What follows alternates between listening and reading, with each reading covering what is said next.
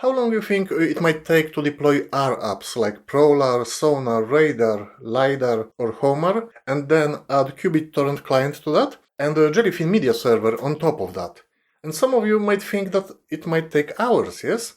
But with the method I'm going to present, we will only need one command, and it only takes like 5 seconds to have it all deployed. And you can have it deployed on any operating system where Docker can be installed, which means nearly any operating system really, because on Linux you can have it installed natively, the Docker, and on Windows or MacOS you can use tools like Docker Desktop to have Docker running, yes?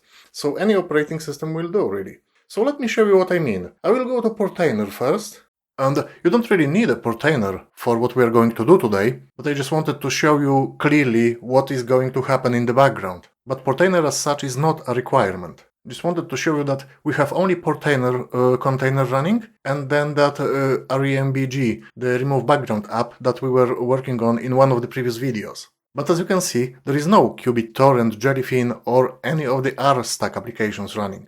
So that's my whole point. Let's open the terminal then. The command I need is sudo docker compose app-d. And let me show you what happens. Click enter. Oh, password. That's it, job done. Well, it didn't even take 5 seconds, it took like 3 or 4 seconds, I guess. So let's go back to Portainer. And I don't know why, Homarr is always late, like the status is always shown a little bit later than for all other containers. But never mind, you can see we have something called RStack, and all those applications are part of RStack. So now, if I want to go, for example, to qBittorrent, I can access it on localhost on port 8080. So I just go there, http localhost 8080. If I log in, this is my qBittorrent. If I want to access something else, maybe Radarr, Radarr is running on port 7878. That's the whole point of this Portainer, you know, I just wanted to see it graphically. So 7878, that means I can go here, http localhost 7878. This is my Radarr. And I can access any other application. I will not go through them all, but you know what I mean. So how does it work? How can it be deployed so quickly? And some of you might have already guessed that. This command, looking at that, you probably have guessed that we have a Docker compose file that includes configuration for all those components. And all the configuration for those applications will be in that Docker compose file. And I will share that file with you, so you can have exactly the same solution applied on your system. And we will go through it step by step to understand what it does and what you can change to adjust it, to personalize it to your needs. So what I'm going to do now, I will remove everything, including Docker Compose and all the images, and I will start from scratch. I will show you step by step how you can also deploy it this way. Maybe before I do, let me show you some more commands. Like for example here, I can now do stop to stop all the containers. In the Portainer, they will be shown as exited. So if I go back, I can do now again sudo docker compose rm to remove them. Are you sure? Yes. Done. That was not even a second. If I go to Portainer, you can see it cleared. There are no containers running. But I can also go back, up arrow, up arrow, up arrow, sudo docker compose app-d again. I can build everything again in 3-4 seconds. And Homarr is late to the party again. But it works. Just to prove it, it's 7575 port. So let's go here, http localhost. So yeah, you can see it's up and running, we just have to log on to it. But let me remove everything, as I said, and we will go and build everything from scratch. Okay, I have removed everything now, so where do we even start? First, you have to make sure you've got Docker and Docker Compose installed on your system. And how you do that obviously will depend on your system, but for me I'm on Ubuntu, so I can just run sudo apt install docker.io, then Docker Compose, and I can add -y to auto answer yes. Enter. And as you can see, I've got it already installed, so I've got Docker Compose already installed, newest version, and Docker IO also installed, newest version. So that's fine. What we have to do next is we have to go to the GitHub repo that I created. I will paste the link here, but you will find this link also in the video description and in the comments. So you just have to paste it in your browser and just go there. And these are the files that we need. I think the easiest way to do is to click on that green button code and just download the zip. This way you don't need to install anything like GitHub CLI or anything. You simply click that download zip and it will be downloaded automatically. Oh, it took just a few seconds because it's very simple code. That means it should be now in my download folder. Well, this is some old crap we don't need anymore, but never mind. Let me just go there using my terminal.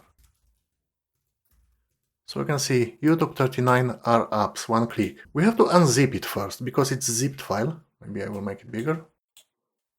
So it's unzip and then the name of the folder. If we run lsl again, you can see I've got zipped and unzipped. So I have to cd into that unzipped version.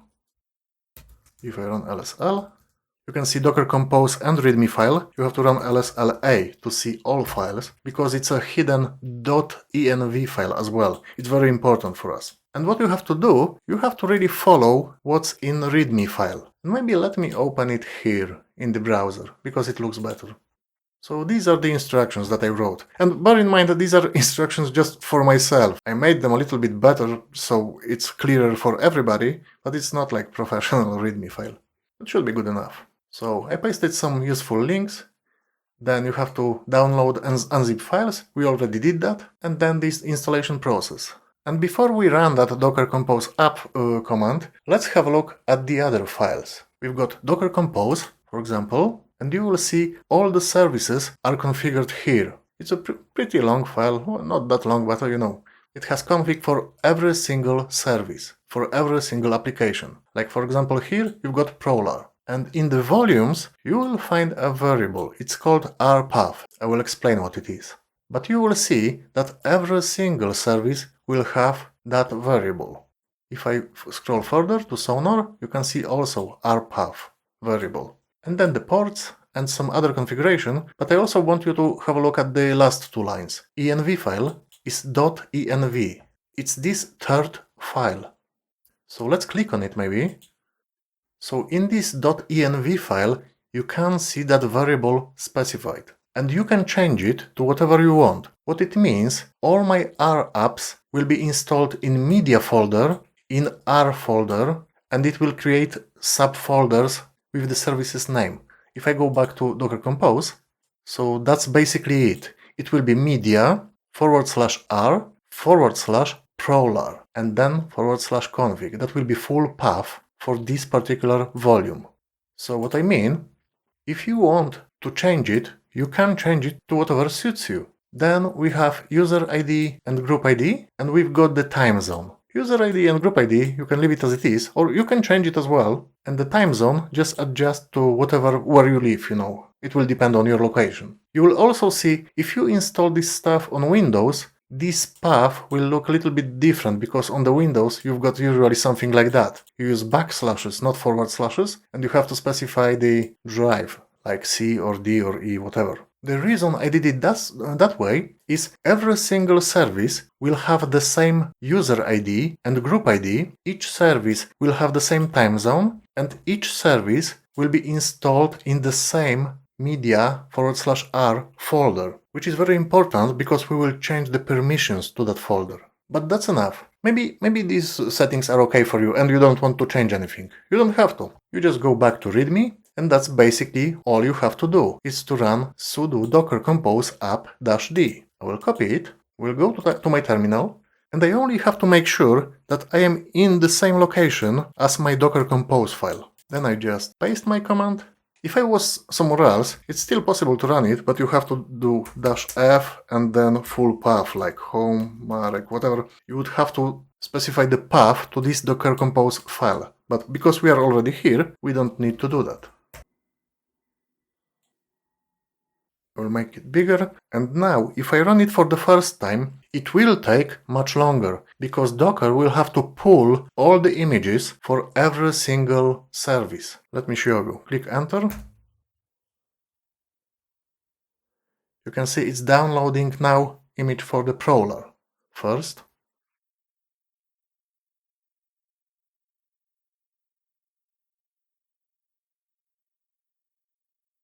And now it's completed, but it took like 3-4 minutes, I think. But that will depend on your internet speed and some other variables. But what it means, they are all done now. That means I should see them in my container.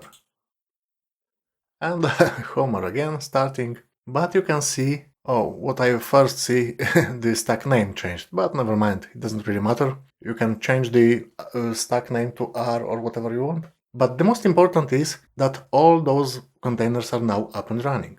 If I refresh, yeah, the Homarr is now shown as healthy. And regarding the deployment itself, that's basically it. Because all it does, it goes through that Docker Compose file, and you can see each one will have the image, and I chose the latest, the newest image for every single service, but you can adjust that as well. If you want to, for example, to stick with a particular version, it's possible to do it by changing this value. But what I wanted to show you is that R path. Let's go to README file again, and let's read, because the deployment is done, but I want to show you also the initial configuration of every single service. So let's scroll a little bit further. This is what we did. This is if we wanted to stop the service and remove, but that's not what we want to do right now. The instruction says go to folder specified in .env file. So I mean this one, media/r. So let's go there, cd media r. If I run lsl, you will see all services and the download folder. They are all here in this location, created at exactly the same time. So what README file says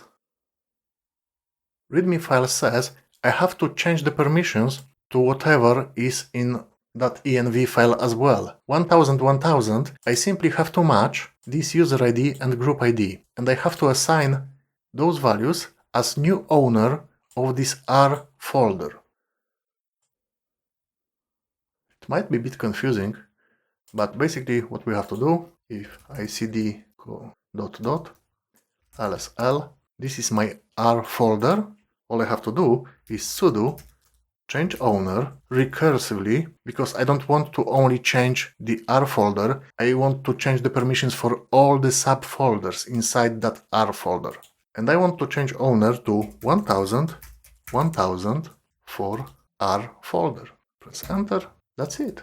If I run lsl now, you can see it changed from root to Marek. Well, coincidentally Marek, if we do id Marek, user Marek on this host, on this Ubuntu server, has ID of 1000. If you log on to the container itself, you will see it's running as user ID 1000, but the user will be ABC or something like that. It doesn't really matter what's the name here. What matters, it's this value has to match. I think I am overcomplicating this really. Let's go back to README. These permissions have been changed. That means every single container will have exactly the same permissions inside that R folder. So now we can configure the qBittorrent service. Why? Because it uses temporary password only. So to configure qBittorrent, we have to run sudo docker ps. Let's do that. Maybe clear that. Sudo docker ps. All my containers are listed here. Maybe make it a little bit wider, a bit easier to read. And I need the ID of the qBittorrent image. And this is the ID. You can see container ID, it's this column, so I need this value. Let me copy it. And I need to run sudo docker logs and that container ID. So let's do that. Sudo docker logs, and I will paste container ID. And you can see, you can access qBittorrent by going to this URL. Let's open it. And the administrator username is admin, and the password was not set. Temporary password is provided for this session, and this is the password I have to use. So let me copy it. Let's go there, admin, but the password, I will paste whatever was there. And let's click login. don't update, because that's not the password that we're going to use permanently. This is a temporary one only. So let's go back to the README file, and you can see now you can go to Tools, Options, Web UI. So Tools, Options, Web UI, and this is where I can create permanent password. I will do it now. That's my password. And I also click that bypass authentication for clients on localhost. Then I scroll down and I save it. So what I can do now, I can log out and I will log in again, typing my new password I've just created. Now I log in and it takes me to the qBittorrent with newly created password, permanent password this time. Alright, let's go back to the README file. Anything else for the qBittorrent? Doesn't look like. I can now configure the Prowlarr service. And I'm not going to explain what every service does because I kind of assume that you already know. I will only concentrate on the deployment and initial configuration of those services, okay? So I will copy that. You can easily Google what is Prowlarr for and you will find out. And there is loads of great guides already on it. For initial configuration, I just paste the URL. And every single service on the first run, it will ask you to configure user and password. And then it's up to you if you create the same user and password for all of them, or if you are lazy like I am, I will have the same user and password for every single service. But never mind, it's your choice. Authentication method, you can choose basic or forms. I usually choose forms. And then the username admin, I will leave it as it is. And password, whatever you want. Save. That's done. So Prowlarr's main job is to have some indexers configured. Let's go back to the README. It says go to Settings, Download Clients first. Settings, Download Clients. Click plus. And then Add Download Client, qBittorrent. I already clicked Add Download Client. So qBittorrent. And I have to put credentials for qBittorrent. So whatever I configured for qBittorrent, I will paste it here. And then, if you click that test button, you will see unable to connect to qBittorrent, because here you have to type the IP address of the host, not localhost, but the host. In my case, it's my Ubuntu server. So this is the main host, and I can type IP address. And I've got loads of virtualization, so it's a bit messy, but basically this is my IP address of my host machine. So I can copy it and I will paste it here. 192.168.1.204. If I do test now it looks fine, so I can save it. And you can see qBittorrent is now enabled. So what's next? Let's go back to README file, and yes, that's basically it. So we can go to Sonarr now. If I click the link, we can go to Sonarr and basically do the same thing. Authentication method, I will use forms. Username and password, I will paste the same again, but you can have different password for each service. And save. What I accidentally did, I closed that README file by opening the Sonarr. Let me paste the link again. That's the README file. And we are on Sonarr. In Sonarr, I go to Settings, Media Management. And then what I have to do, add root folder and set data TV shows as my root folder. Add root folder, data, TV shows. Okay, and what I did here really is if we go back here and if we check our Docker Compose file, if we scroll back to Sonarr, I matched this folder. TV shows is a root folder for Sonarr service. And they will differ a bit because, for example, for Radarr, it will be data movies. For Lidarr, it will be data music folder. So there is a slight difference between them, but except of that, everything is very similar. So go back to Sonarr, root folder has been added. Let's go back to README file. So first step is done. Now I go to Settings, Download Clients, Plus. So again, Settings, Download Clients, Plus. And our download client is qBittorrent. And we repeat what we did previously. Host is 192.168.1.204. Credentials for qBittorrent. And I can test it now. And it gives me like little green tick. If I run again, have a look. Green tick means OK, so I can save it. And I've got qBittorrent added. And there is also that remote path mappings. I think I mentioned that in README file. Yes, in case your qBittorrent and RStack are installed on different hosts, this is something that you can play with, so it will still work. But for us, it's not important, because we've got it on the same host. Everything is running as the same stack on the same host machine. That means I can go further, Settings, General, scroll down for API key. Settings, General, scroll down. That's it, API key. I copy it, and what do I do with it? I have to go to Prowlarr, Settings, Apps. Where is my Prowlarr? Here. Settings, Apps. Under the Applications, I have to click that plus, and we are currently setting Sonarr, so I choose Sonarr. And it asks me for API key, so I will paste it. Let's test it. We can see it moans about localhost again, because I have to use that IP address of my host, which is 192.168.1.204. Same for Prowlarr. If I test now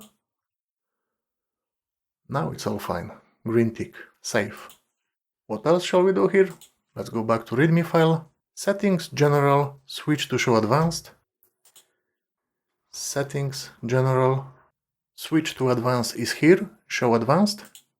Now you can see more options. You scroll further and you have backups. And backups, I have to configure data backup. So let's click that folder, remove that, data, and I will choose backup. That's my folder, okay? Basically what we do here is we are matching in Docker Compose, scroll down, we are matching this folder, data backup. The path on the left from the colon is on the host, and on the right from the colon is on the container. And right now we are matching the path on the container, which is data backup. Alright, so let's go back. So we click the Save Changes, and that's it. Let's go back to the README file.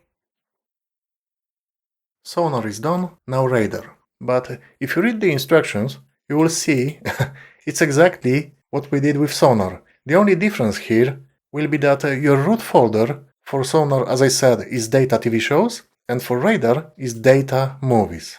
And then for Lidarr and Radarr, you will again have to match this folder to whatever is in Docker Compose. So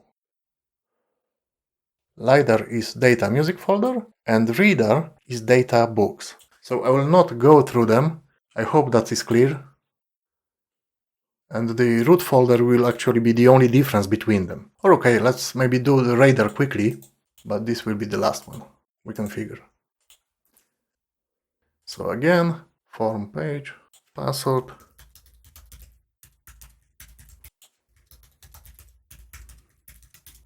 That's it. Next, settings, media management, root folder. Settings, media management, root folder, data. You will see it here anyways. Movies. We know it's not backups, it's movies. That's cool. Settings, download clients plus qBittorrent. Settings, download clients plus qBittorrent. Credentials for qBittorrent. And not localhost, but 192.168.9.204 or whatever your host IP is. Test. Save. Next. Settings, General API key. Settings, General API keys. Go to Prowlarr, add application, Radarr. Don't one sec. Don't mix them up, okay? Because there is Radarr and there is Radarr. So yeah, I'm setting Radarr right now. API key is that. Localhost replace with my IP.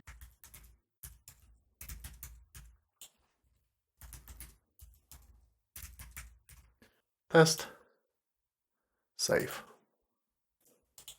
Okay, general, advanced, data backup. General, show advanced, data backup. Okay, save changes. We ignore those three. Well, to be honest, Homarr, yes, it's in the stack, but I never played with Homarr, never had the time to have a look at that, really. So it is added, and you can access it on port 7575, but I don't even know much about it because I've never used it. But what we have to do now is we have to go back to Prowlarr and click indexers at the top right, add indexer. Okay, so Prowlarr, indexers, add indexer. And this is the list of, well, there is loads and loads of indexers. You can see 627. You have to find ones that work for you. What can we do? YTS, that's the popular one. Test, save. And what else? RAR BG, that's another one. Test, green tick, so save.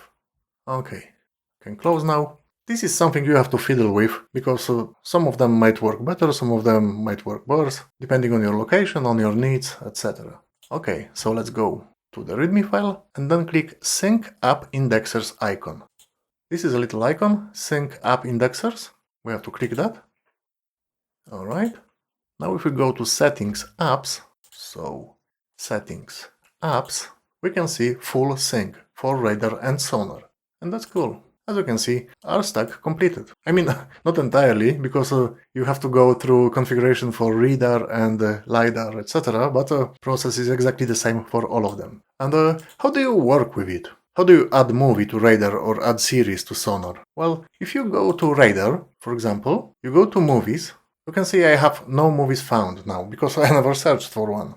And you know what? There is a lot of stuff that you can find using Radarr and Sonarr, but we obviously want the legal stuff only, so I will go to Firefox, to Google, and let's say films that can be fully legally downloaded. And you got some Reddit stuff, but there is a Wikipedia list of films in the public domain. Look at that link, it's the second link. Public domain means that the copyrights are either expired or the film never had any copyrights. So if we click on that list, it says no government, organization or individuals own any copyrights over the work. So if we scroll down, there is a lot of legal stuff here, but basically if you scroll further and further, you will see a list of the films and you will find more information about each of those. And it's quite a lot of them. If I scroll further and further and further, A Star is Born, but not the new one, 1937. Let's see if we can find it.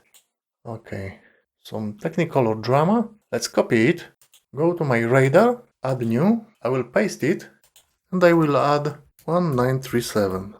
And there it is, A Star is Born, 1937. So I can click it, add movie, and it will be listed in my movies. If I search all, well, you can see color changed. That means if I go to my qBittorrent, I can see it already started downloading. A Star is Born 1937 Remastered.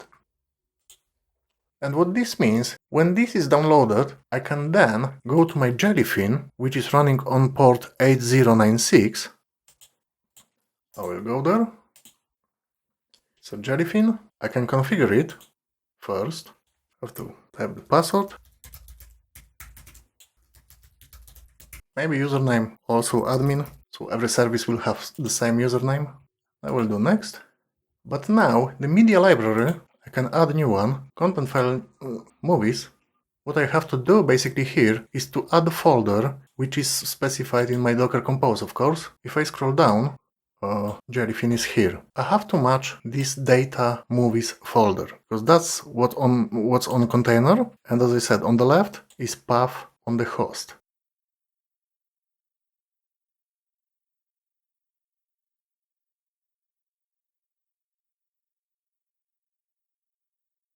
So I have to match container folder, data movies. So add